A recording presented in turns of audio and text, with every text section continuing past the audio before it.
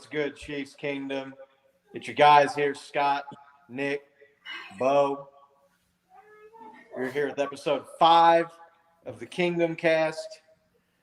If you've made it to the show, do us a huge favor. Click that like and subscribe button at the bottom of the screen. Turn on your notifications so you don't miss an episode.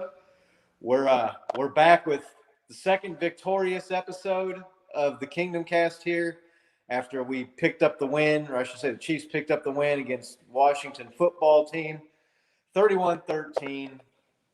Has to be one of the weirdest games I can remember in recent memory. We'll get into that here in a little bit, but don't forget also you can follow us on social media, all platforms at The Kingdom Cast.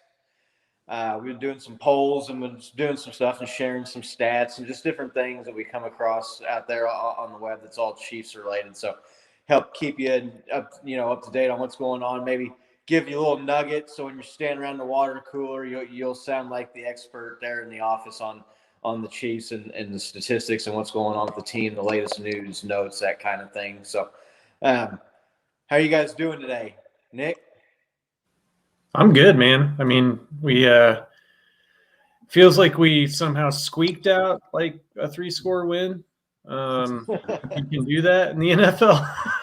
So I feel good, man. It was good to see the Chiefs turn some stuff around. I mean, after an abysmal, half. I know we'll get into that, but I feel pretty positive, pretty pumped to see what's up and coming. So Bills lost, so I'm pretty stoked about that. I mean, Josh Allen, he couldn't get it done on 4th down in inches, and I don't know. I mean, is he good anymore? Is their dynasty in trouble? I mean, just all that stuff. So yeah, a few more people might be picking the Patrick Mahomes over Josh Allen again after this last week, but that's just how fickle people are. Bo's landed up there in Washington State, right, Bo? I am here. I have landed. I am on a beautiful, beautiful property up here in Washington. If you follow our Instagram account, you saw how I watched the game. So kind of freaked Ashley out, yelling it for no reason. She couldn't see why. The first half, I was so mad, and then I was just the happiest camper could be second half.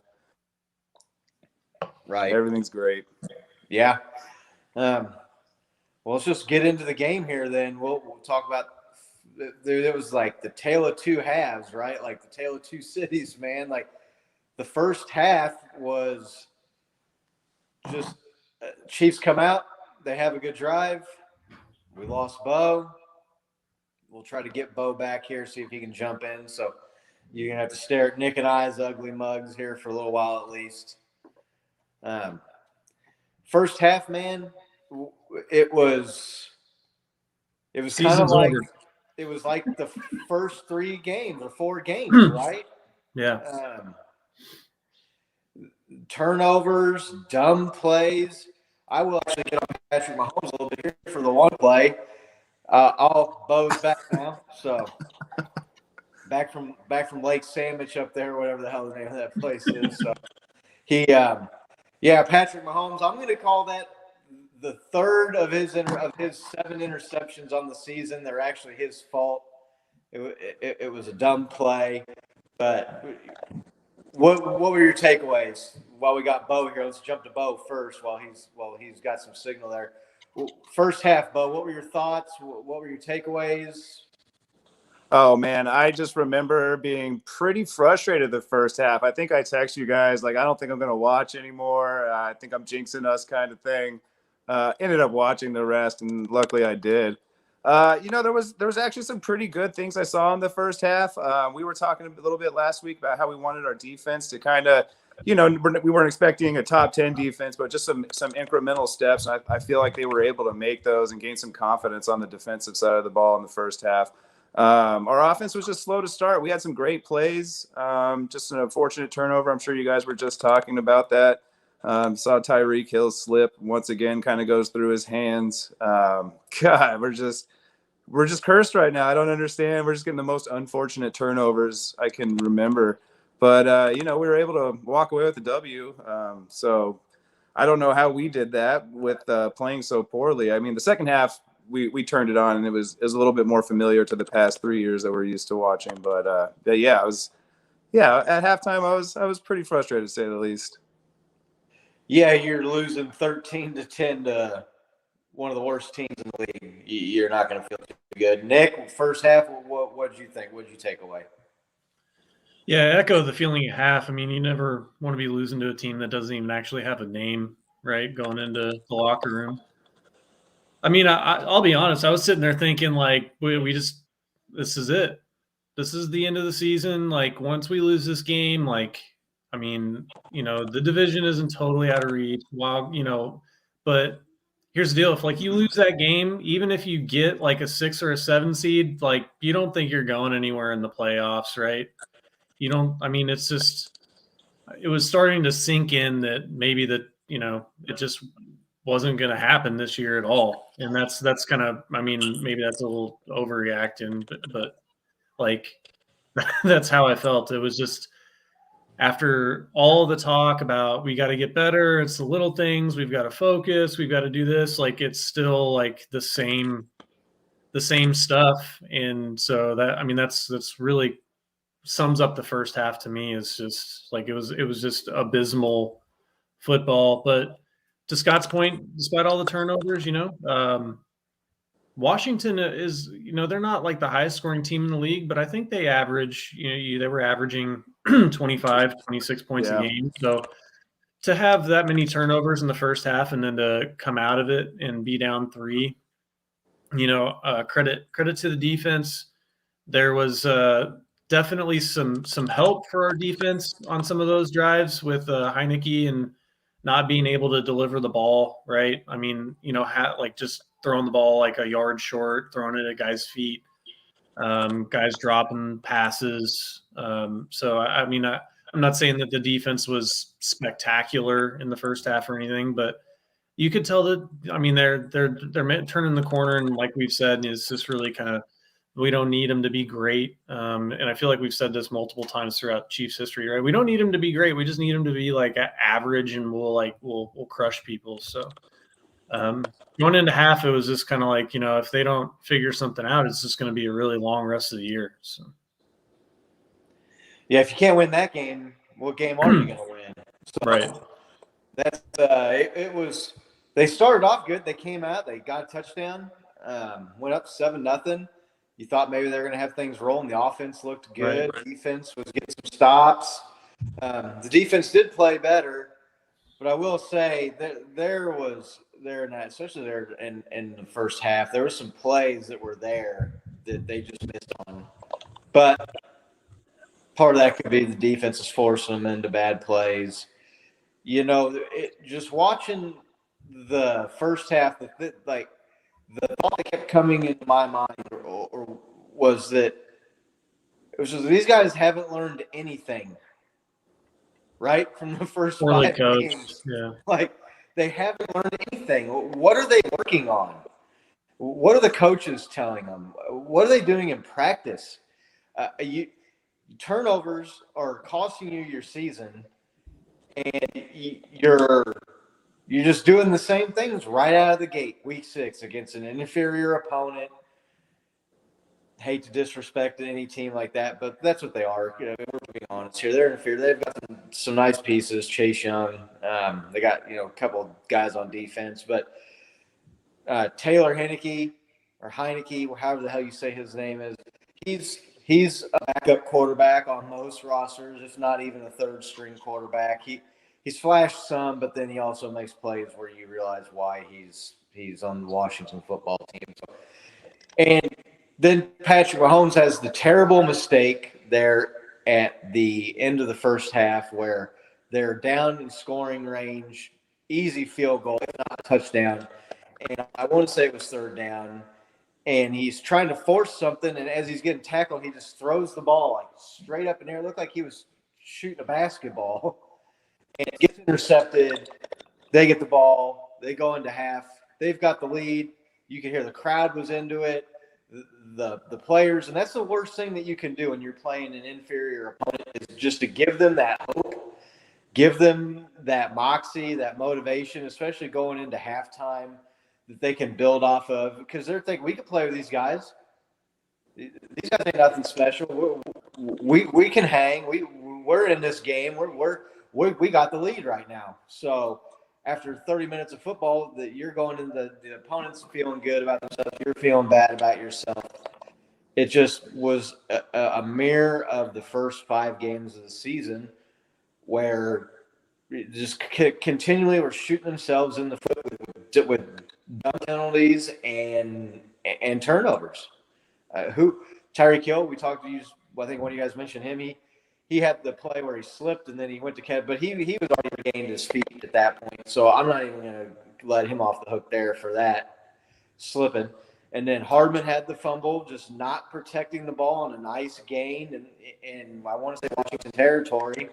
And then the Mahomes turnover cost you 3 points there. And so instead of going in at the half tied up, starting over second half 0-0, you're in a hole now, albeit a small hole. What do you guys think about if they're playing one of these better teams in the league, though, playing like that in the first half? What do you think the deficit is? Yeah, I mean, I think we're down probably 2 if not 3 scores if we play that against one of the upper tier teams, right? If we're playing the Cowboys here in a few weeks and we do something like that, I mean, it's going to be probably an insurmountable lead or a very low percentage chance that we come out of it. I know that we've overcome some things in the past, but you've seen that. I mean, it's just not repeatable over and over and over and over again, right? Like it was like kind of like Tim Tebow, where, and I'm not trying to compare at all our team to Tim Tebow, but like he kept like doing these things, and it's like Scott said, eventually the hat's got to run out of rabbits, right? Like you keep doing the same thing over and over and over again and put yourself in low percentage situations. Eventually the percentages do catch up to you. And so I just think that that's a big takeaway from this, is that, yeah, we had a great second half, but you can't ignore the first half. You can't ignore the things that, they say they're focusing on details, but they keep getting penalties on kicks. The kick returners keep, taking it out of the end zone 8 yards deep, right? When you get the ball at the 25 now. I think this is second half, so I'm maybe getting a little ahead, but we fair caught a punt at like the 3-yard line. You never fair, like, I know that, and I've never played a lick of football, right? I'm a moron. Like if Andy Reid was to sit there and try to describe some of the concepts and all that stuff to me, I wouldn't know any of it. But I do know that inside the 10, it is like commonplace for everybody to just get out of the way and hope the ball bounces into the end zone. Because what's the worst case scenario there if you don't field it at the 3? They get you at the 2 or the 1. I mean, like what? Like there's not a lot of difference there, right? So that's, like we can't do this continually and win. So hopefully they had a turnaround point there, but I mean, it was just undisciplined is probably the word that I would use to describe that, more than anything is just, it looked like a bunch of people that they're not out there collecting a paycheck, but they're not like, I don't know. Like, I don't know if there's just not enough consequences or what's going on behind the closed doors, the things that you don't see that cause people to do these things that like everybody knows, the announcers know, the fans know, like you shouldn't be doing. I mean, I don't know. It's really kind of dumbfounding, to be honest. I really like that question, Scott, because I remember looking over to Ashley at one point during the game. I was like, man, if this was the Packers, I don't think I don't think we stop them. You know what I mean? So yeah, I don't think anybody expected the Washington football team to come out and like, do as well as they did the first half, or have us do as poorly as we did the first half. But like you said, we were able to come back and overcome that against a better team. I don't know. We've done it before. We have the weapons still to do it. I would just hate to see us in that kind of a situation, put ourselves in that kind of a hole against a better team, even though I know we have the weaponry to get out of it. But I mean, it's a long road ahead, man. We have the second hardest strength of schedule, I believe, next to the Vikings from here on out. So, I mean, we're playing some tough teams. The Tennessee Titans we got next week. I mean, we'll get into that a little bit more, but they're coming off of a win. I don't know that we get to stop them as easily as we stopped the Redskins. So, but again, I feel like this game kind of served as like a little stepping stone, a little confidence booster. We need baby steps anywhere we can get them, and we saw a lot of positive things from defensive turnovers to takeaways. We actually got the ball on the defensive side, so I mean that's pretty impressive on that end. But yeah, so a lot to still work on though. I agree with Nick. It's all just killing us. It's all easily fixable things too. Right. I heard I want to say it was one of the announcers. He was talking about, he said, we talked to Andy Reid about the turnovers and what's going on. And he said, yeah, well, we've had some fluky things here. And I told the guys we're going to be all right. And I hope he's not in there telling the guys it's fluky stuff. This isn't going to keep up. But after 5 games, it's not a fluke. Yeah. Right. It's not fluky. You're not protecting the ball. You're not hanging on to the ball. You're not focusing.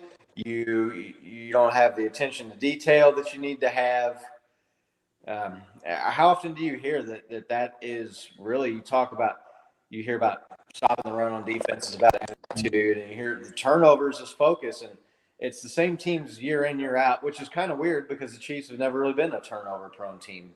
I want to. But to Nick's point, real quick, sorry, before we jump into that, you were talking about the turnover Patrick Mahomes did. We all kind of thought it was a mistake, but how many times have we seen that guy almost horizontal on the field and throw that exact same throw right into somebody's face mask? You know what I mean? Like the risk reward's too high. I feel like for those flukes. I mean, they're just going to happen. I mean, just let them keep flying. You know what I mean? I hope they don't restrict any of this Mahomes magic by any means because of the flukiness. Right. Comment from Doug Rogers here. We need to get our turnover problem fixed, but we did give the Chargers 4 turnovers and only lost by 6. Yep. And winning our division, which we still can do, is step 1. So yeah, appreciate the comment. It's good. The Chargers got stomped too, right? So they're, RIP Justin Herbert, better than Mahomes train. He only scored 6 points. I don't think Mahomes has ever scored 6 points in a game. So the AFC West all got a spoonful of some humble pie. Everybody, they were all feeling good with their records, and they've all suffered some bitter defeats. So everybody, they're not riding as high as they did, even us included. So yeah, for sure. Right. Yeah. And then just ending that first half, Nick brought it up. The decision, you're trying to get into field goal range and you're trying to do this, and you take the ball 7-8 yards deep out of the end zone, and then you don't even make it to the 25. And then, by the way, you got a penalty, so now you're at the 5-yard line. You just handed away 20 yards of field position when you're needing to go down to try to get into field goal range to get the thing tied. Now they still got into field goal range because Patrick Mahomes is the man and he's got weapons galore. It seems like somehow, I don't understand, and maybe it's an energy thing, you can't do it, but whatever plays they call at the end of the halves, at the end of the first half and the end of these games, they need to start calling that shit earlier in the games because teams cannot stop this team at the end of the halves and at the end of games. They just can't do it. You look at all the games where the other team scores and maybe makes it a closer game or even ties it, and Patrick Mahomes has got the ball with 1:05 or 55 seconds on the clock. The dude's getting a field goal almost every time, at least, if not a touchdown. Yeah. So, dumb decisions, penalties. Like I said, the special teams, gaffes there the first half. Ugly football. Then you move to the second half, and it was the Chiefs offense came out and sputtered. I believe they had a 3-and-out, or maybe did they get one first down there to start the second half, but it looked kind of ugly. They didn't get any points. They punted it away, and you're thinking, man, Washington goes down. If they can muster up and get a touchdown here, that's 20-10 game. But after that, it was smooth sailing. The defense was flying around, making plays, pressuring the quarterback, getting turnovers. Patrick Mahomes and company were just winging the ball all over the field. They were moving the ball at will, scoring points. That drive they had in the fourth quarter, I want to say it was like 15 plays there at the end of the game, and it took like 7.5 or 8 minutes off the clock. For as much as you want to say they did everything they could possibly do wrong in the first half, they did everything they could possibly do right in the second half. Bo, second half takeaways, what did you think? What stood out to you? What did you like? Mahomes magic, man. And then just the consistency of Travis Kelce and Tyreek Hill being able to get involved in the game, right? I think they combined had somewhere like close to 20 catches and almost 200 yards between the two of them. It makes a difference when you get the ball in those two guys' hands. I also noticed that Williams, as our running back, it's a little bit more threatening than CEH. You know what I mean? And defenses have to play for it, or they're going to eat 9-10 yards every time, if not more. I mean, he was doing really well, 2 tugs. You know what I mean? So it's a game changer when you have a little bit of a running threat as well. But yeah, the Mahomes magic, that stood out to me, man. Like, that guy makes plays when you need him. I think we had 29 first downs, you know what I mean? 15 of those were on third down. So that guy's just good. Yeah, like we said, like all the criticism he's faced in the past, like I'd rather have him than any other player on our team. Yeah. What's it up to you, Nick? Was there anything else? Yeah, I mean, I know that everybody's ripping on Mahomes for that interception, you know, because it looked bad. He didn't have a grip on the ball and he tried to throw it. But he was trying to get the ball to Byron Pringle, who was open for a good game. So I don't know. It's like the same thing that inside of Patrick Mahomes that caused that is the same thing that caused that crazy play where he broke the dude's ankles and threw it across his body. I mean, I don't know if I think Scott was the one that sent that angle from the stands where you can truly just see how crazy of a throw that was all the way across the field, across his body when he's moving the other direction, hits the guy in stride. I mean, I just don't even know how the physics of that. Like, so the same thing inside of Patrick Mahomes that causes that is what causes that. And you heard him after the game say he went into half and like all of his teammates were like, dude, just like, don't stop being you. Like, you know, and he said, so that's what I did. And I went out there and I kept doing it. And I think that you're probably going to see some more of those weird, fluky interceptions. But for every one of those, if I get 10 of the other play, like I'm probably more than okay with that. You know, situationally, you'd like to see him maybe not do it when he doesn't have to, right, in field goal range when it would tie the game. But I mean, I don't know. I'm going to stick up for him there because it's paid off way more than it hasn't. And until that proves otherwise, like, just keep firing, dude. Just keep firing. Yep. Green light. Other than that, I mean, defense got some turnovers, which was big. That interception was one of the weirder interceptions you'll see in the league where, I mean, it looked like I don't ever remember just seeing the ball stick to the guy's hand right at the line like that and catch it off of somebody's helmet. Was that Dana that did that? Yeah, Mike Dana. I mean, that was a sick play. Kudos to him. You mentioned Hill. Oh, no, it's Wharton. Excuse me. Oh, was it Tershawn Wharton? Dana did the fumble. The fumble. That's right. I got it backwards. So the other thing is I'd like to bring up is, you know, you mentioned Hill's performance, and that guy was questionable going into the game and actually had to come out. I heard they had to drain some fluid out of like a bruise in his thigh. I don't even know how bad of a bruise you got to have where they're doing that.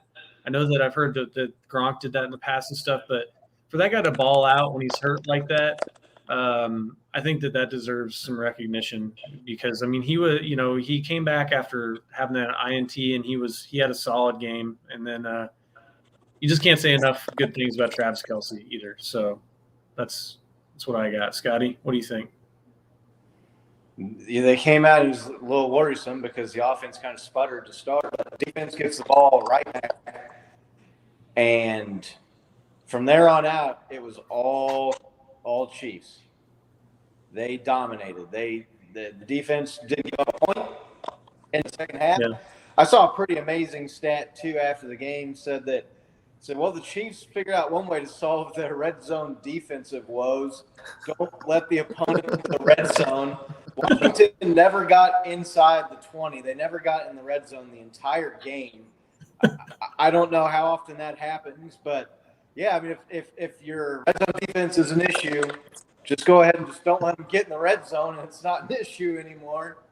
Should just hit it in the hole on the first try every try. It's so much easier. Right? So much easier. Right. They couldn't miss, and I was watching it, and I just couldn't believe the difference night and day, and it really just goes to show you that this team, when they don't have the self-inflicted wounds, I don't care, Bills, Browns, Red, no one's beating this team. They're not. No. I know it's against Washington football team, so you're a little worried about maybe that's the defense and whatever their offense is. Maybe the defense, but if that offense comes out and plays like that and doesn't turn the ball over for 4 quarters, they are going to be damn near impossible to take out. And then you two, Nick and Bo, you guys brought up the performances of Travis Kelce and Tyreek Hill. That's the definition of warrioring up, man. Those dudes warriored up big time. It seemed like every 2, 3, 4 plays they were showing Kelce on the sideline, and he's like hanging down there.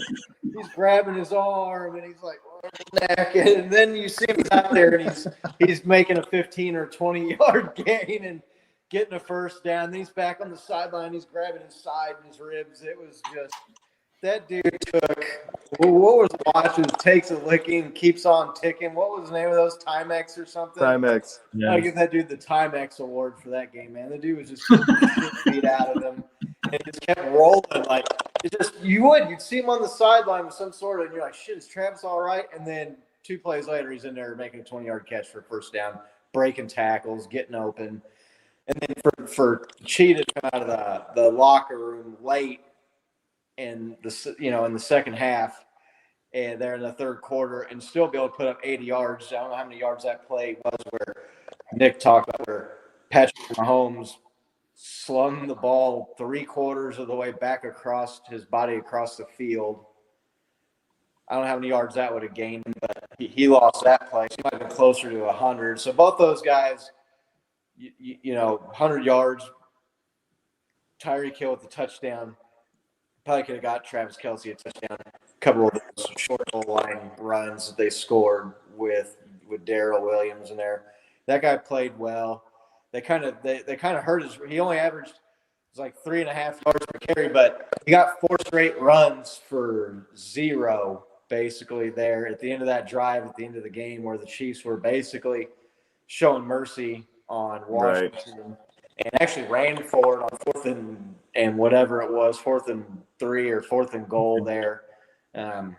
Didn't get it. Didn't matter. There was only 20 seconds or 30 seconds left in the game. So it's a Harrison Butker fantasy honor. I was disappointed they didn't kick the field goal, but it ended up not hurting me. I still won. Have to send Andy a message about that. It's like, hey, bro, like, I know you want to be a good sport and everything, but I got leagues to win. So let's kick the field goal there at the end. But who knows? He maybe gets blocked or something. So, yeah, I just couldn't believe I was watching the same team and watching the same game in the second half as I was watching in the first half. Yeah, Mahomes had almost 400 yards, right? 68% completion. It's incredible. And I saw a stat. This was before or after the game that he's the league leader in yards per carry. Yeah, 7 yards per carry. So eat your heart out, Lamar Jackson. Mike Vick's the only other player I think to average 7 yards or more per carry in an NFL season. So that's the other thing, dude. Like, I saw someone that put a funny tweet out there on Twitter. It said, Patrick Mahomes 40 times is just faster than whoever's chasing him 40 times. the dude's like always just a half a step faster than whoever's chasing him. It doesn't matter if it's a linebacker or a lineman or safety. It's just funny that it's like the guy just runs just fast enough that he has to get away. What else stood out to you guys? I think maybe we got some. Did we get some video here? Or? Somewhat. I was going to put in some video clips, but I was at a hotel last night and its wireless wasn't worth anything. So, I mean, I don't think we're going to have any videos today, unfortunately. I'm going to show this because it'll be the last one that we get to see this year of one of my favorite up and coming players. Oh yeah, Cody Fortson. So, torn Achilles. That's a tough injury. I think I saw something that like almost a quarter of people that have that injury never play again. That was from a few years ago, so it's a tough one. And for somebody that had shown some promise, right? And we know that Travis Kelce's, he's not going to be around for 15 more years, right? To have somebody that looked like they could maybe take the mantle here in a few years from Kelce, big ups to that guy. Hopefully he's doing okay, his mind's right, and that he's getting all the best surgery and care available. So here's his 27-yard snag. As Hank Stram used to say, just matriculate the ball down the field. You say that because we're doing the Chiefs, huh? Mahomes floats it up. Oh, what a grab! Jody Fortson takes the imaginary ladder. Just a sick pitch. Yeah, that dude, that's like getting mossed, right? That's what they call that when you go up and you jump over somebody and you pull down the ball. And not only that, but he got the ball and then kind of turned his body back towards the goal line and fell forward and got another couple, 2, 3, 4 yards there, it looked like. Yeah, that sucks to see that guy get hurt. The dude, he's out of a small college. He's been on and off of the practice squad the last few years with the Chiefs. Hasn't given up, kept grinding. If you ever heard Travis Kelce talk about that dude, you'd think he's talking about his little brother or something out there, because Kelce just loves the guy and thinks he's got all the potential and all the talent to be, maybe even a star, not just a good player, good tight end, but maybe like one of the better tight ends in the league. Just sucks because that's such a hard injury to fix and come back from, man. Like, that's the Achilles heel. That saying comes for a reason, right? Brutal. Yeah. Yeah, it's one of those things. It's like 2 steps forward, 1 step back again, right? But as you point, it's that time in the season where that's going to happen. He was showing so much promise. He had some great touchdowns already on the year, looking great in this game. And, man, it didn't even look like he made contact when it happened. It looked like he was just kind of pulling off of a run, and it things happen. But, man, I hope that guy gets better. Get well soon. I'm going to show we got Williams' 1-yard touchdown run here. I'm always up for Chiefs touchdowns. Here's a college wide receiver at Valdosta State. First and goal. Handoff. Williams powers in. Touchdown. Now, Bo, I know there's a reason you picked that touchdown to show. Yeah, because it wasn't the exact same play, but earlier on that drive they went 4th and 2, and they ran it with Williams, and he might have taken a different gap, but a similar direction. And like what I was saying to earlier, having him in there, you're gonna get 1 or 2 yards guaranteed, if not more. And I really enjoyed the threat that he offered. I've seen so many times we've been in that same position on the goal line, and we'll stack 3 tight ends to the right, you know what I mean? Just do some trick play or do some kind of Rose Bowl trickery. And so it's just refreshing to see him get back to the basics and have a runner that's actually, making the defense think run instead of like, oh, they're going to come up with something here. So I really enjoyed that. I was going to put all of his touchdowns in there. Just again, the internet kind of fizzled out on me last night. No, all good. I agree with you. It's good to see us actually line up, run a run play at the goal line and get in. I mean, we get brick walled a lot, and to see that, I mean, that opens up a lot of other things for us to be able to do if we can establish that. I mean, between Williams and McKinnon, right? That third down where McKinnon fought for those tough yards there at the end. Like I haven't seen that, right? Like I know that there's some stats about CEH and broken tackles and his yards per carry after a couple of good games were up there. But I just that fighting through like some contact and getting those tough yards, especially like when we absolutely have to have it, like we haven't had that. I saw some of that yesterday. Now, Williams only averaged 3 yards a carry. He's not like some Ezekiel Elliott or something or anything like that. But to Scott's point, he did have some wasted runs there at the end that hurt his average. And then you were running like a lot of like kind of shitty vanilla right up the middle, like telegraphed runs on first down. We probably did that 5 or 6 times with like very little blocking. So, when you do that, and I mean, it doesn't matter who you have running back. If you run right into the middle and you don't like open up any hole, like he's not going to go anywhere. So, we've talked about this on this show multiple times. To me, it looks like Darrell Williams is getting, and even McKinnon, like you mentioned on that one, that pass out in the flat. I think there was 3 or 4 defenders. Yeah, he didn't have any blocking, and he still got the first down. Those guys, that's one game that, Darrell Hinton here has been the starter, and McKinnon's getting some reps here, obviously, now that he's the backup or whatever you want to call him. But those guys look like they get extra yards on the end of runs. And we've talked about CEH, the guy looks like he leaves yards on the field at the end of runs. It's just – I don't know. And maybe they got different blocking schemes and maybe they got different opponents. It's hard to tell. It's not necessarily an apples-to-apples comparison when you start talking about game plan and opponent strength at run defense. But the guys just look like they got some more power and some more explosiveness to their game than Clyde does. Yeah, I agree 100%. 100%. It's palpable in that sense, right? And like to Nick's point about running up the middle, I kind of think that's part of the Chiefs' disguise, right? Like telegraphing runs, make them think runs, and then that's why, we saw way more number 10 and way more 87 this game is because they were telegraphing runs. I think that was also a part of the disguise that they were running. So, yeah. Something I wanted to talk about the game kind of as a whole here. What did you? We didn't see Josh Gordon with 1 target or 1 catch, did we? No, I don't think so. I didn't remember seeing him. Yeah, I was on the road kind of driving. If you follow our Instagram account, you saw how dangerous that was. But I'm a professional, so leave it to the professionals. I actually laughed really hard when I saw that. Kids, don't try that staged. at home if you're watching Bo's Instagram page. It's kind of disappointing because I've kind of expected more out of the guy, to be honest. It's only the first couple games. Maybe I had unrealistic expectations, but you don't have some easier, simpler ways to get him into the game plan. Right.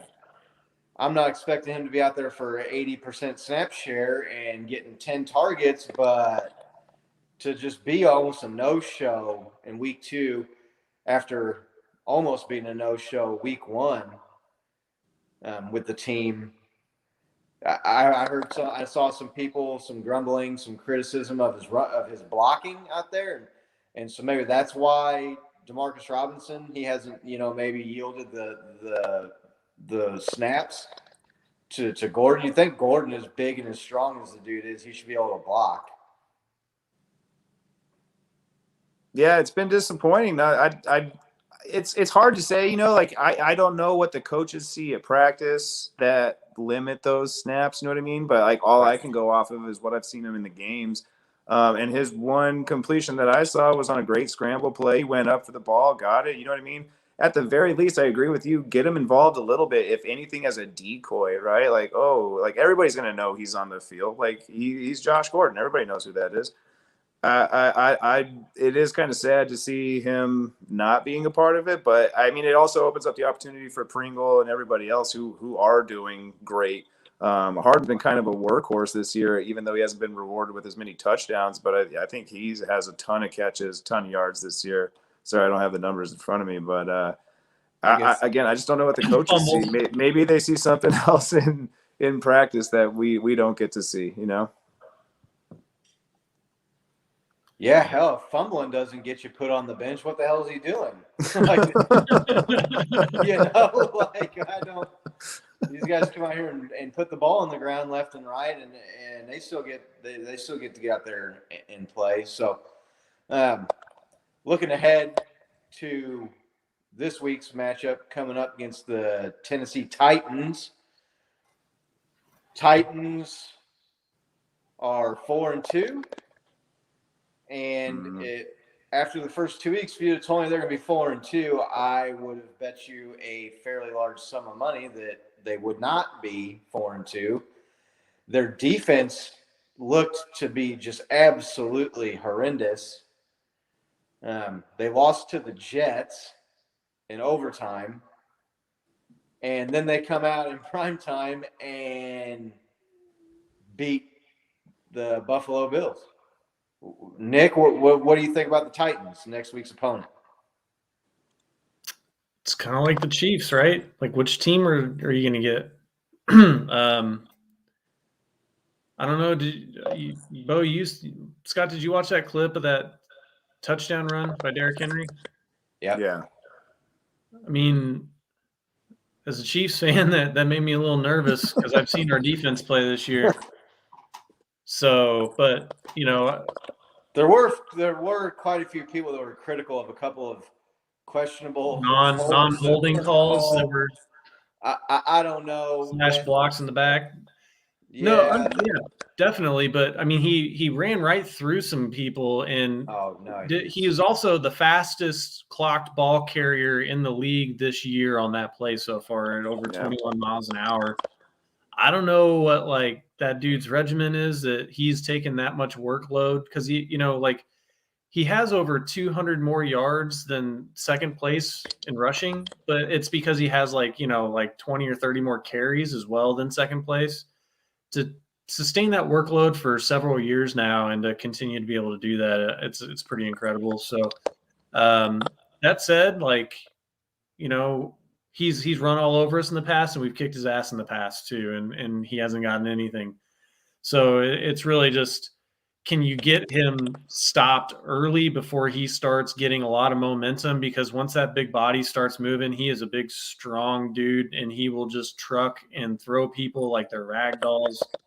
So, I mean, that's the question, right? It's like the entire Chiefs team versus Derrick Henry, and can we outscore him, and can we contain him enough that because I think our offense is easily, I don't know if easily is the right word, but could easily put up 35 or 40 points again this week, right? I think that about pretty much every team in the league. We didn't do it against the Bills, but we had turnovers like in the red zone against the Bills that kept us from getting to 30 points. So, I mean, that's just really the riddle is, can our defense do enough to stop him? And, can we limit our turnovers? So, I mean, I'm a little nervous. It's on the road, but ultimately I foresee the Chiefs coming out on top here. If anything, this win, hopefully it gets the Titans a little full of themselves, but they do have some postseason experience now. So maybe that's a little bit of wishful thinking for me. Yeah. I can only imagine what it would be like to be standing 15 feet away from a bull and have it start charging at you and then try to tackle that thing. You know what I mean? Like, that's what it seems like for me. Like, because I would just get plowed right over. Like, that, it seems like such an impossible task to me. And like Nick said, being a Chiefs fan, watching our run defense this year, it is pretty worrisome that that's what they see as well, just a bull coming at him. And for good reason. He is one. That dude is, like Nick said, just a tank. Watching him last night, no reason to think he's not going to try to do that on us. They were looking pretty solid. But again, we're looking pretty solid. And like Nick said, it depends on what team we have to play, but more importantly, what team we come out with. If we come out with the offensive team that can quick strike, 10 play touchdowns from the 5, I think, we're going to be in this game no problem. Yeah, Derrick Henry he's the bread and butter for the Titans, no doubt about that. And Nick hit the nail on the head, though. The key to him is getting him early contact. Hit him in the backfield, get him slowed down before he gets ahead of steam. if you remember back to the AFC Championship game, everybody's favorite player, Dan Sorensen, just absolutely just stuffed him and took him down, and because he got to him early. So I remember all the King Henry talk and all that nonsense that was going on, and going to that AFC Championship game. I think Patrick Mahomes outrushed Derrick Henry in that game, or came close. So they've got some other weapons. They've got Julio Jones. They made the trade in the offseason with Atlanta. They got Julio, but he's been banged up. He's on the downslope of his career. A.J. Brown has been hampered with some injuries, but he kind of came alive in the second half yesterday in last night's game. Played up. They've got some playmakers. The Chiefs, what they need to exploit the weakness of the Titans, because it is, it's the direct polar opposite of our strength, and that's our offense and our passing offense. Their defense, and in particular their passing defense, is not good. Russell Wilson and DK Metcalf and Tyler Lockett roasted those guys. Now, they ended up losing that game because they got some fluky stuff there at the end.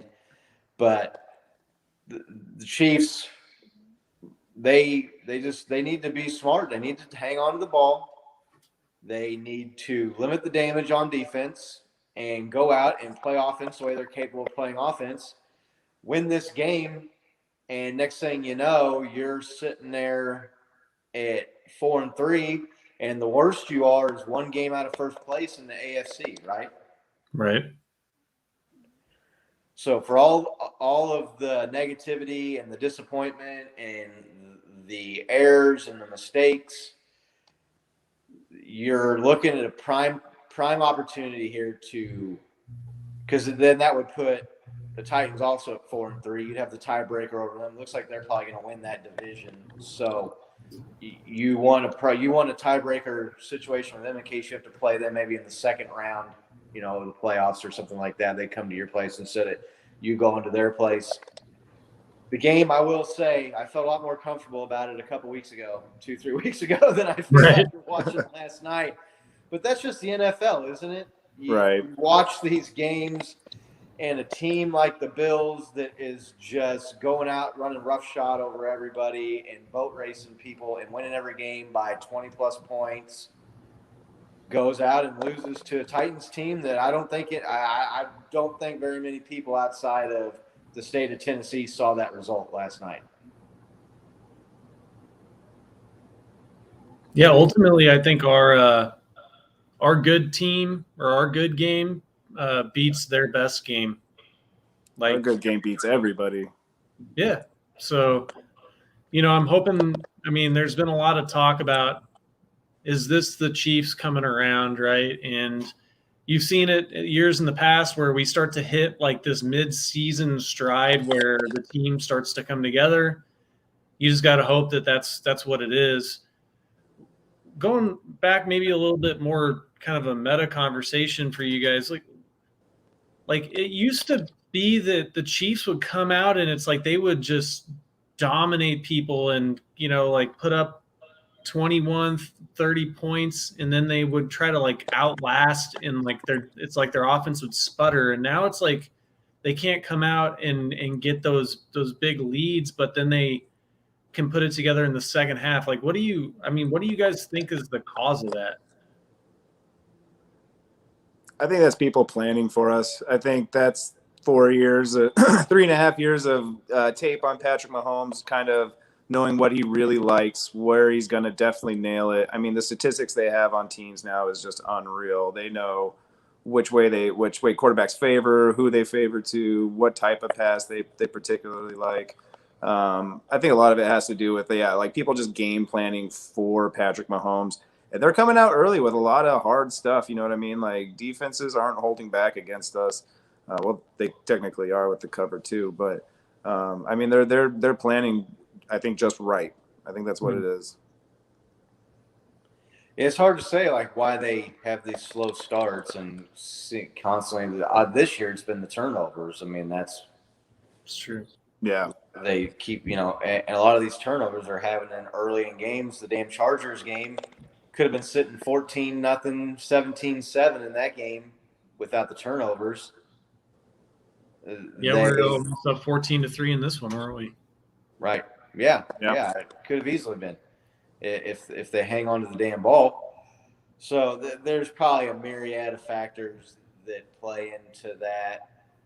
The pendulum swings one way and then swings back the other way. There's ebbs and flows to most things. It'd be a lot. It'd be a lot better for my health if they could start coming out and getting some fairly decent sized leads early on people. Blood pressure medicine probably work a little bit better if that was the case. It could be game plan. It could be overconfidence, maybe not taking the game seriously, coming out of the locker room to start.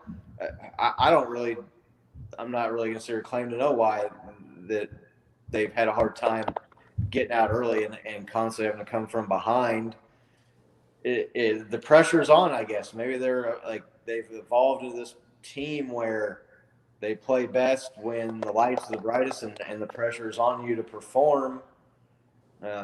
You'd like to think that they could, like I just said, get out of that mindset and come out ready to go from the opening whistle and put some points up and get some stops early. So that's going to be the goal against Tennessee. You don't want to get in a position where you're down 10 or 13 points to them and then they can just lean on Derrick Henry. So a quick start probably going to be even more paramount Sunday against Tennessee. I saw some people were joking. Says, man, that's rough. The Titans have to play 2 away games at home in a row because there's a ton of Bills fans at that game last night, and then there's going to be a ton of Chiefs fans in Tennessee this week. I saw a buddy of mine over the weekend, and he's going out with a group of like 60 people to the game. That just them. Nice. So there's going to be a lot of red out there. I know a couple years ago when we played them in the regular season on the road, that was that fluky game that was right in there. I want to say it was at the end or right towards the end of that bad patch that we had where the Super Bowl year, and they had the game won and then blew it and missed field goals and gave up wide open touchdown passes at the end to send it to. I think that game went to overtime, if I remember correctly. Locked field goal right at the end of the game. Yeah, so no doubt the Tennessee's there. If they didn't have the Chiefs' attention already, they do now. Yeah. Oh, we got another comment here from Doug. Definitely seems like some light bulbs came on in the second half. Maybe some Super Bowl hangover is gone. I hope so. I hope that's all it was, right? Yeah. Yeah. But yeah, baby steps, man. Incremental changes, right? More positive changes lead to more positive changes. I like what we're doing. I like what we saw yesterday. I think we finally looked good in the second half. If that team comes out and plays, I think, it should be a hell of a game. Yeah, second half combined to the last 2 games, the defense has given up, 7 points total? Yeah, I think they only gave up like 70 yards or something like that, too. Yeah, under 300 yards, I think, total to Washington. So I was just talking second half, but yeah. Something ridiculous. I mean, they looked good again. Let's make our defense great again. I want to go back real quick, talk about the first drive. It's like literally our first third down. It's like 3rd and 4, I think, 3rd and 6, and we throw it to Kelsey. Kelsey makes it. He gets like 4 or 5 yards after the catch. As he's going down, ball squirts out, right? They rule him down. Oh, my God, dude. I was like, but no. Like, how nervous were you? Just like, no way. It's just like, this can't be happening again. And especially not Kelsey, right? And then, like, when they called it down, I was mad that he even let it get that close until I saw him on the sideline grabbing his hand, and then I felt like an asshole. I'm driving, right? So I see him make the catch. I yell out TMFK, and I hear balls popped out, and I'm like, no. And then my feed cuts, and I'm just like, it comes back in like 2 minutes later, and I'm like, oh, we saw the ball. Okay, what's going on? I had to go watch the highlights. All while you're in the passenger seat, of course. Yeah. Stage photo ops there. Or you got a Tesla or something that drives itself anyway, right? The new self-driving trucks. Yeah. They, Ugh. yeah, the Travis Kelce play, it was obvious he was down. Like, you could see that live that wasn't a fumble. Travis Kelce's not been known to be a fumbler either. Right. So, What was your feeling though when you saw that happening? Because again, you saw how I was watching the game. I just I was like so nervous. I literally had chills. Just like no. PTSD resurfacing. yeah. No, like I said, I was watching it, and you could see pretty clearly from the TV Oh, nice. that he was down, and that the referees, they were right there on top of that play. So I will say, speaking of referees, this was one of the more uneventful ref games in recent memory. There wasn't any necessarily horrible calls. It's amazing how much more enjoyable the game is when the refs don't play, right? Right. Right. Did you guys see that rule where like they have where Travis Kelce got that penalty for blocking below the waist? That's the dumbest freaking rule, though. Changed. Like, dude, like if you're one of these secondary of the guys, if you're like one of these smaller corners or safeties or something like that, and you're out there and you're trying to block one of these linemen, dude, you're just gonna get fucking bulldozed. Good luck. Did you guys see Mike Tomlin bitching about the refs? Yeah, No. I saw that.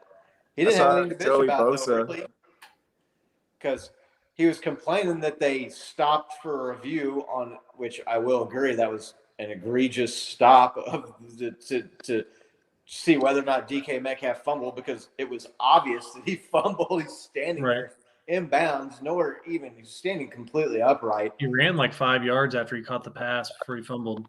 Right. Just get out of bounds, dude. You just need the field goal. Bonehead play on his part. But the Seahawks still got the ball back to the line of scrimmage and spiked it with 1 second left. So it wasn't like the clock ran out and the Seahawks wouldn't have gotten a chance to spike it and kick the field goal otherwise. That dude's a crybaby to me. And I'm never going to forget the play where he looked like he tried or was attempting to trip another team player on the sideline. The Steelers, to me, are just one of those teams I can't fucking stand. I can't stand their fans. I can't stand their ugly-ass yellow stadium. I can't stand their logo, their coach, anything about them. To me, they're right down there with the Raiders as teams that I just absolutely hate. And they got the win, and they've picked up a couple wins here now against the Broncos, but I don't think they're any threat to the Chiefs and Arrowhead here. I think that's December 26th. That's maybe the second to last game of the season, I think. So who knows what that game is for down the stretch. But, yeah, Mike Tomlin, not a fan of his at all. We kind of glossed brought that up just so you could shit on Mike Tomlin. I know you did. I appreciate that. Thank you very much. It's not even my birthday. Opportunity. It's not even my birthday yet. So yeah, man. We went past it. We started talking about the Titans and the Chiefs game and this game against the Bills and Titans last night. What did you think of that call to go for it? Down 3 with a chance to kick the game-tying field goal and take it, most likely to overtime, or to go to try to get the first down and get the win there. What did you think? Smart, dumb, Nick? I mean, look, I think you go for it. I know that, the conventional football wisdom is you never pass up points, but you got to look like, what do you think the statistics are if the Bills, Josh Allen was a QB sneak? Like, how many times out of 10 do you think he could get like a half a foot or whatever that is? It's got to be high, right? Like, and then, they had scored over 30 points in the game. So you got to think that if they get a new set of downs, their odds of scoring a touchdown are going to be pretty high. And then if it comes down to tie, or not a tie, but, ending the game and going to overtime, like, you probably have a lower odds of winning just because it comes down to the coin toss, and the other, your defense also hasn't stood up that good. So, I mean, I think from like a mathematical standpoint, it was probably the right call. And I like seeing coaches be gutsy, and I like it even more when teams that I don't like fail when they make gutsy calls and it costs them the game. So I was all about that decision. Scott, what do you think Andy Reid does in that situation? What do I think he does? Yeah, I think we all know what he does. I think they kicked the field goal. Yeah, I do too. You think so? Because they didn't they convert 4th down with Chad Henne in the playoffs and pass the ball? Yeah, that's won not the game? that's not at the goal line, game on the line, down 3. That's to seal the game away. And you've seen the Browns were moving the ball fairly well at the end of that playoff game on our defense. So I don't know that that's necessarily an apples to apples comparison. And maybe it's just I've watched football for too long, and I'm brainwashed by the conventional wisdom of you kick the field goal and you go to overtime and you take your chances. I just don't. I don't like risking what happened. And I'm not a gambler either. So when I go to Vegas, people marvel the fact that I don't gamble 1 cent when I go there. So I don't. To me personally, I know what the metric, the numbers and the statisticians and the nerds will say, but for me, I just the field goal in overtime to me is a more of a sure thing, better chance than trying to go for it and get that 4th one, because they know you're going to try and sneak it up the middle. There's no trickery there. Everybody knows what's coming. Maybe quarterback sneaks are more successful than I'm giving credit for. I'm open to the possibility that I'm a dumbass and would make the wrong call there. But I just feel like you kick the field goal. Your defense has been playing well most of the season. You've got one of the better defenses in the league. Your offense can move the ball. You should be able to get at least into field goal range, even if you win or lose the toss. I think you're okay either way. So, yeah, I personally would kick the field goal there. I love that they went for it, man. I think in today's league, field goals don't win you games. I know there would have tied it, but then, like Nick said, you're kind of leaving it up to a coin toss, whether or not you're going to get the first possession, whether or not you're going to score a touchdown. Field goal doesn't necessarily give you the game. You know what I mean? So, I mean,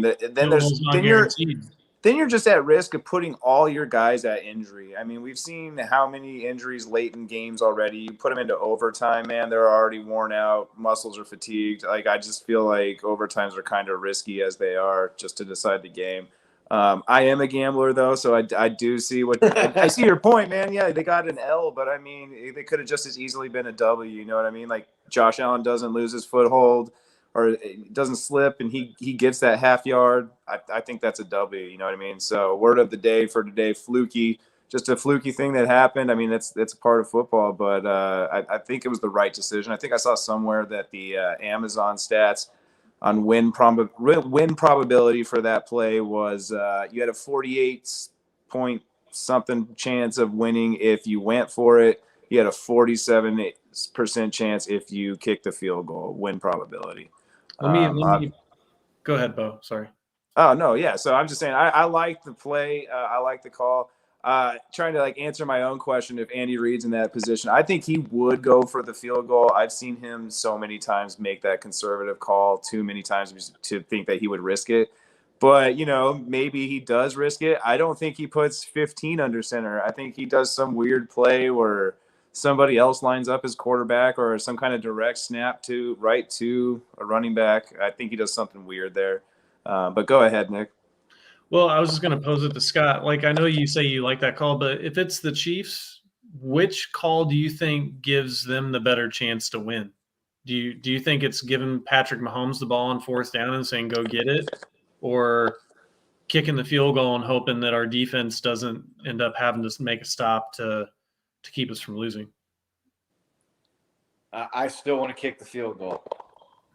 Bo just said, well, Josh Allen's foot doesn't slip. Well, you want to guarantee how Josh Allen's foot doesn't slip and you lose the game? You kick the field goal and you go to overtime. I'm just, and again, I'm like I said when we started talking about this at the beginning, I'm completely open to admit that I might be a dinosaur, and the only reason I say that is because I've been beaten over the head with you kick the field goal and go for the overtime my entire life watching football. That's what teams have always done. It says here, got another comment from Doug. I saw on Sports Talk today the Bills were 13-1 on 4th and inches QB sneaks. Dang. Yeah. So, I mean, 13-2 now. So, I mean, 13-2 now, and you lost the game. So, and I know you can't, this is revisionist history, and I know that stats, and this is not the right way to judge it, but I'm also a results-based person. You went for it, you didn't get it, you lost the game. Wrong call. It was the wrong decision. Right. I just look. You can talk about statistics all the time, and the thing is that no situation is ever truly like recreatable, right? Everything is going to be different. That drives me crazy. We've talked about this before. Yeah. Like when the Royals were in the playoffs, or when you watch playoff baseball, they're like, oh well, they had a 6% win probability at this point in the 7th inning, and it's like, yeah, but this particular game has never been played with these players and these conditions on this field. Like, I understand similar situations, so those numbers too drive me crazy because they're acting like this exact game's been played 100 times, and 6% of the time they won, and 94% of the time they lost. It's not the same thing. But what I'm gonna say is that a lot of those are based off of like the aggregate of like every team that's been in that situation or similar situation. Right. You can't do that like if you have a shitty football team, because like, or if you have like Patrick Mahomes, or if you have Patrick Mahomes, right? Or like Lamar Jackson or Josh Allen. I mean, like guys that can get it done. So I mean, I think that when I saw it happen, I was incredibly surprised that they didn't get it. I mean, I was happy too, because like we're chasing the Bills. So, I mean, I think that, Scott, like you can just always point to the result, right? And say, well, look, it didn't work. You talked about Andy Reid and with Chad Henne in the playoff game last year against the Browns. If Chad Henne throws the ball in the dirt and they turn it over right there, and the Browns get the ball and they go down and score a touchdown, no one's talking about how ballsy Andy Reid is. They're talking about what a dumbass that was. Punt the ball deep and make your defense, or have your defense make the opposing offense march the ball all the way down the field and beat you. So, to me, it's just what do you prefer? Me, myself, I think the conservative route of kicking the field goal is the way to go. Kind of on the same wavelength here. The Chargers, and we're going to roll the dice, and we're going to, keep going for it here on these 4th downs. They went for it against the Ravens. I want to say they were down 17 points at the time. They went for it on 4th and 1 or 4th and 2 on their own 19-yard line. Didn't get it. The Ravens get the ball, go down, score a touchdown. What you can do too much of a good thing, right? You can take it too far. Yeah, I think it's like the Patrick Mahomes interception thing that we were talking about earlier, right? Like, I love that he takes those risks, but you got to take risks when it's smarter times, right? Like, because even if it's a high percentage for you, that like if you do it 10 times and you're only going to do it 9 times out of 10, like you keep coming closer to that 1 out of 10 that's going to pop up, right? And so going for it like on your own 19, I don't know that. I mean, unless it's like a desperation situation, and maybe down 17, you're like, well, like, I mean, we're already down 3 scores, we're not stopping them. But I mean, I don't know that that's a call that I would make. But again, I'm glad it happened to the Chargers. I've seen so many teams go for it on 4th down against us and get it that I'm just like, why are we doing this? It just seems so simple. But yeah, the risk reward's a little too great. But it's your own 19. Yeah, no, I mean, the game's on the line when you're down 17, though. You know what I mean? Like when you're down 17, you don't have too many options left. So Right. I know this new coach in Los Angeles. He's the everybody's dream hire now. And, oh, look at this guy and look how he goes after the numbers. That was a stupid ass decision to go for it on fourth and inside your own 20-yard line. I don't care what the numbers say. I don't care how aggressive you are. Going up to Mike Tyson and slapping him in the face doesn't make you brave. It makes you a dumbass. So, yeah, it was just funny because I'd seen this other guy who I don't know that he's ever watched the show or not, but he follows the show on Twitter, and we were kind of talking about this. And he's always like, I just cannot wait for this to backfire on the Chargers. All this going for it on fourth down. And I saw that thing come across, and I tagged him in the tweet. And I was like, there you go, man. And he was like, see, this is exactly what I've been talking about. So, yeah, they're just taking it a little bit too far. Punt the ball when you're inside your own 20-yard line. But, hey, when you're not – and you know what? More power to him. I hope the guy does it more often because he's the coach for the Chargers. Yeah. So it's worked out for him a lot. But in that situation, yeah, no, that's pretty dumb.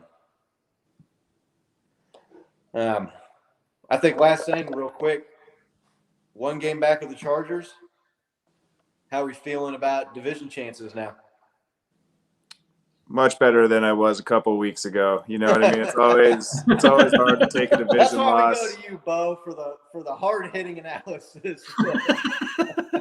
Well, obviously, right? But yeah, like I said, watching these guys kind of lose games and come off their high horse has been nice to watch. But we have our own woes to get over.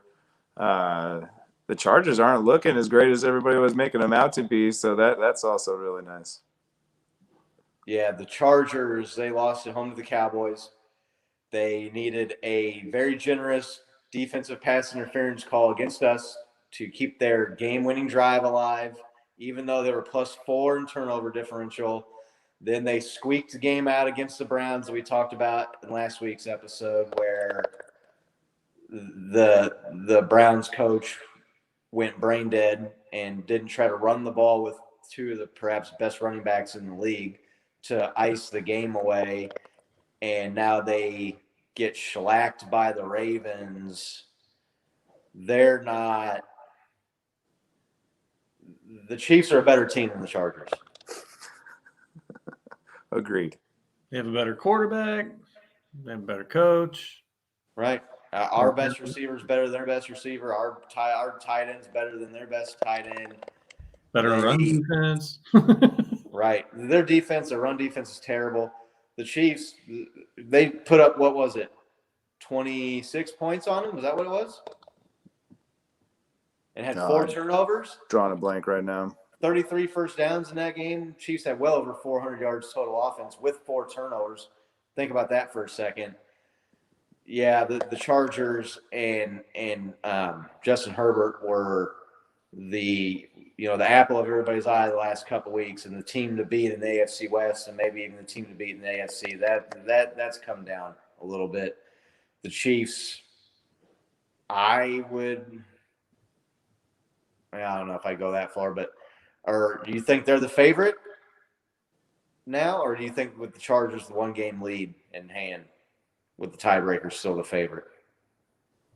What sucks for us is like all this AFC West is going to get finished out for us week 17, week 16. You know what I mean? I think our last game is the Broncos. So, I mean, we're going to need every divisional game, I feel like, to decide who's going to be the winner. But, yeah, I think we stepped up a bunch Chargers coming down, us coming up.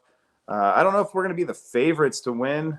I think a couple more games have to be decided before that turn kind of happens, but I do like our chances a lot more now. Yeah, for sure. Nick, what do you think? I think that what we're seeing is that there's really not a lot of perfect teams out there right now, right? Yeah. The Chargers have been winning, but they're kind of paper tigers. They say that winning cures, forgives all sins or whatever, and so they've been winning. And Herbert has looked pretty good, but I mean, they had a lot of flaws. They can't stop the run, all the other things that you guys said. And they were losing a lot of close games last year. And so, I mean, I think that if you had to put money on, who's going to pull out more close games going down the stretch, is it going to be Patrick Mahomes or is it going to be Justin Herbert? I would put my money on Patrick Mahomes. So I don't know if you guys can see behind me, but I'm a little biased in that decision. Us? Yeah, no. You're a Chiefs fan? Oh, yeah. But I just I don't know. I like our chances, right? If I was betting money, which I don't do either, I'm not a gambler. But if I was betting money, I'd put money on the Chiefs, just because they have the experience, and I think that when they can limit their mistakes, they are just a much better team overall. So, yeah. So who is it? It's the Ravens now that are leading the AFC. Yeah. 5-1. Yeah. That. You think that's going to turn around? Or are they too far ahead? 2-game lead, especially against the Chiefs. They got the tiebreaker too. Mm-hmm. So that Clyde Edwards-Helaire fumble is just looking bigger and bigger every week that goes by. Yeah. If you figure the Chiefs have just that game in hand right now, man, that's a huge. They're only one game out. Yeah, that's a huge fumble with the tiebreaker over them. That's that. I was worried when it happened, and we talked about it, and people said, "Oh, it's too early in the season. It's only the third game, the second game, or whatever it was." When he put that ball on the ground in field goal range and basically gave the game away to the Ravens, I thought, man, that's going to hurt. And every week that goes by, it's looking like that's going to be a more and more costly mistake on his part. I haven't looked at the Ravens' schedule, but I don't think they're going to face anybody too formidable. No, I mean, they play the Bengals, and they play in that division with the Steelers and the Bengals and the Browns. So the Browns, a little disappointed in them. They looked pretty good, gave the Chiefs everything they wanted at home week 1, but now they're back down to 3-3. They've lost a couple of games here. So Baker Mayfield hasn't looked spectacular when Chubb and Hunt a little banged up. He hasn't looked as good. So it's just what a difference a week makes, man. Yeah, exactly. Dude, it's you just, and that's why I always try to tell myself, and anybody that knows me will be like, you don't tell yourself this because you never do it, but like try not to get too high or too low like after 1 week, because things can look drastically different. A couple teams lose, you win, voila, you're right back in it, when it was looking like, shit, are we even going to be a playoff team now? But final thoughts, you guys. Nick, you got anything? Yeah, they just got to, keep trending in the right direction. They just, I've said it on several other shows. The Chiefs are, undefeated against most teams except for the Chiefs. So, I mean, they only lose because of themselves, like in the dumb shit that they do. And so if they, you could argue that Bills game we got beat, but even then, like we, just bad mistakes. So if we can keep that in the right direction and the defense can play a little bit better than what they did against Washington, like we're going to be sitting maybe not exactly where we'd like to be at the end of the season, but we're going to be sitting in a pretty good spot. And so I'm excited to see how this plays out. I'm excited to see how we do against the Titans next week. And I'm hoping that we get to come back for another Victory Tuesday Kingdom Cast and talk about how we kick the shit out of the Titans. So, right. Yeah, we talked. I gave the key, to the kind of the Chiefs season was turnovers, and of course they go out and have 3 turnovers in the first half and win a game anyway. But that's against Washington, and the defense got 2 turnovers, so that turnover margin in that game ended up only being 1 to the bad on our end. So I'm still of the belief that if the Chiefs play their game, they are the best team in the AFC and probably the best team in the NFL. They have the best quarterback in the NFL. Yeah, They've got the best 3 the best group of 3 position players between Patrick Mahomes and Tyreek Hill and Travis Kelce. No one else has that combination. So defense, get some lean, be able to lean on them with just a tad bit more here. They can, hold some teams out of the end zone, hold them off the scoreboard for just a half. Some of these games, the Chiefs, to me, are still the better team and the more dangerous team. That doesn't guarantee any kind of success or any kind of results. But if they play to their capabilities, they will beat most teams on most Sundays. So I think that's going to do it for us on episode 5 here of the Kingdom Cast. Thanks again for joining in, for the comments, for those of you who stopped by. If you didn't do it at the beginning of the show, go ahead and just reach down there and tap that subscribe and that like button. Turn on those notifications. Tell your friends. We're really working on trying to get some more input and some more interaction from Chiefs Kingdom here on the Kingdom Cast. And then, like I said, also at the beginning, you can follow us on all the social media things at the Kingdom Cast. We'll be back Saturday. Are we going to do Saturday picks? Yes, sir. Saturday picks. We've been trying to do that about 5 o'clock Kingdom time. It's a little odd. It's a little different though on weekends. People got things going on, so we've been putting out on there on Twitter and on the social media things, trying to give as much notice as we can. But plan on coming in, join us, shoot us some of those comments, make some picks with us, and until then, let's go Chiefs! Let's go Chiefs!